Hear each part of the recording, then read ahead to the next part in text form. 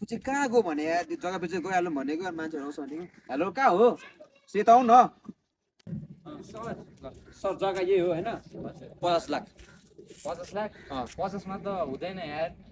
हल्का घटाउनु पर्यो 50मा त यसो नमिल्ला जस्तो छ 40 त 40 नि धेरै भयो कि जस्तो लाग्यो यो 30 ठ्याक्कै ल त्यो धेरै हुँदैन न तपाईँको न मेरो 25मा चाहिँ डन गरौँ ल 25 यो नाम चाहिँ कसो गर्ने जग्गा भन्नु त मेरो चाहिँ मान्छे आउँछ उसकै नाममा गर्नुपर्छ म कल गर्छु ल ए ल ल सही गरिहाल्नु छिटो ढिलो हुन्छ फेरि मलाई नि हजुर सर तपाईँहरू सर हजुर सर जग्गा चाहिँ यही होइन हजुर हजुर राम्रो छ होइन यता रेस्टुरेन्टहरू खोल्दा चाहिँ ठिक्क हुन्छ मान्छेहरू कतिसम्म लिनुहुन्छ होला सर यो चाहिँ 70 भनौँ न 70 त अलिक धेरै बोला नि सर 70 अब कति भनौँ त अब तपाईँ भन्नु न 40सम्म गरिदिनु न त 40 हल्का थोरै भयो कि जस्तो लाग्यो 50 तिर गरौँ न तपाईँको नाम मेरो ल 45 ठ्याक्कै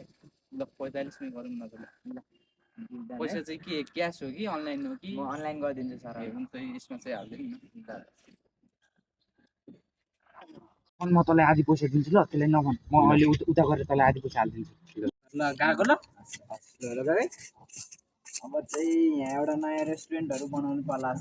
यहाँ के बनाउनु लागेको हौ तपाईँले यहाँ त मैले भर्खर जग्गा किनेर अब यसै रेस्टुरेन्टहरू बनाउने यो त अनि सरकारी जग्गा हो नि त ल